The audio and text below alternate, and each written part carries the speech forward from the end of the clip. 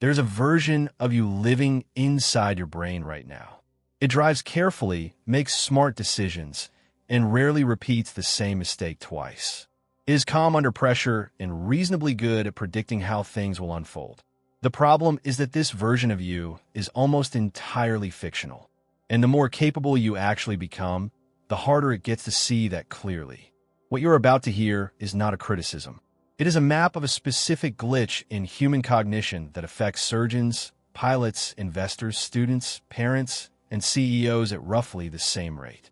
It affects the brilliant and the average in equal measure. It is invisible from the inside and blindingly obvious from the outside. Psychologists have studied it carefully for decades. By the end of this video, you will never look at your own confidence the same way again.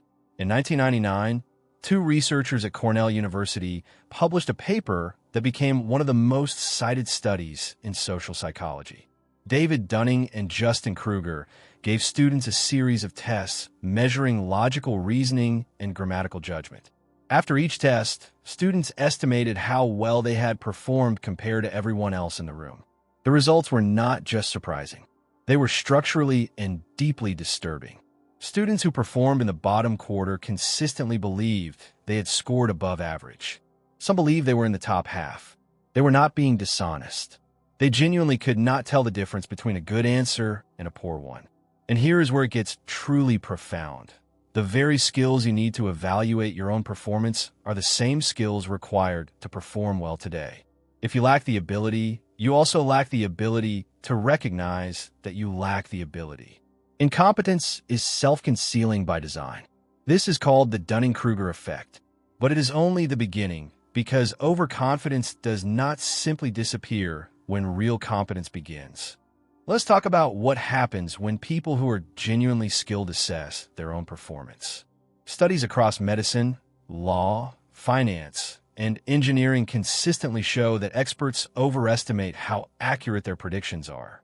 In one famous study, physicians were asked to estimate the probability that their diagnosis was correct. When they said they were 99% sure, they were right only about 85% of the time. When they expressed 80% confidence, they were right about 70% of the time. This gap between subjective confidence and actual accuracy is called calibration error. Your brain is not built to produce accurate probability estimates. It is built to produce confident ones. Because in the evolutionary environment where your brain was shaped, hesitation killed you. The ancestor who paused carefully before fleeing a predator did not survive long enough to pass on their genes. The ancestor who acted fast, even on incomplete information, did. You are the descendant of the ones who moved with certainty. That certainty served them. It is slowly, quietly undermining you now. Here is what overconfidence actually looks like inside of real life. It looks like starting a business without stress testing the core assumptions, because you feel certain the market will respond. It looks like not preparing as hard for an exam, because you feel comfortable with the material. It looks like giving confident advice on a topic you first encountered 3 days ago. It looks like staying in a bad situation far longer than you should, because you remain convinced you can fix it. It looks like hiring someone who reminds you of yourself and calling that recognition good judgment. The mechanism behind all of these is the same.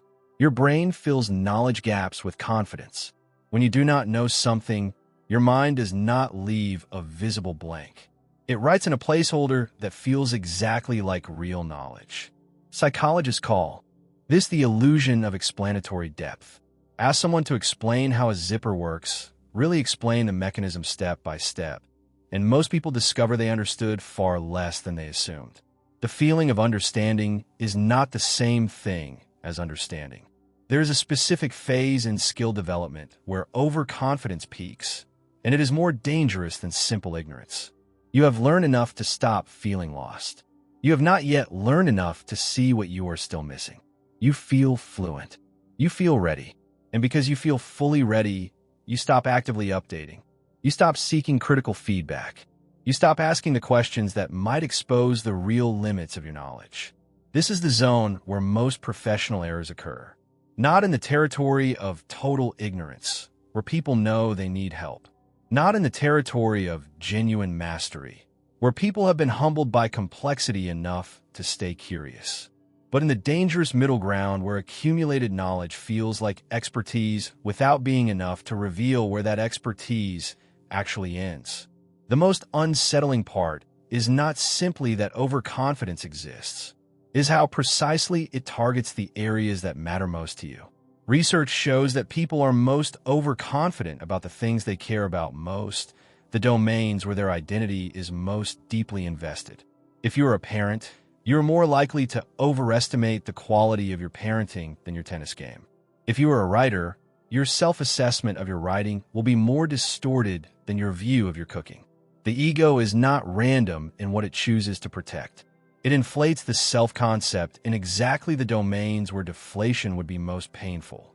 And because those are the domains where people are least likely to challenge you directly, the distortion goes unchallenged for years, sometimes for entire careers. What actually recalibrates overconfidence is not failure alone.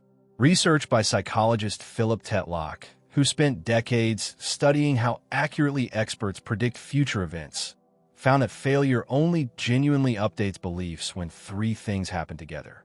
People must make specific predictions in advance, track outcomes honestly over time, and receive feedback that directly contradicts their expectations in a way they cannot explain away. Most people never complete all three. They make vague predictions, celebrate the ones that worked, quietly reframe the ones that failed, and call the whole process gaining experience. The people who calibrate well share one consistent trait. They seek disconfirmation. They actively look for evidence that they are wrong, for the gap in their reasoning, for the assumption they have never actually tested. You're not going to eliminate confidence. You're not supposed to. Confidence is load-bearing. It enables action under uncertainty, which is the only condition under which any meaningful action ever takes place. The goal is calibration. Knowing the difference between confidence built on evidence and confidence built on comfort alone. The people who actually change things are the ones who learn to be genuinely suspicious of how sure they feel. The overconfidence effect does not make you stupid. It makes you blind in precisely the direction you are most likely to walk. And the first real step out of that blindness is the one you just took.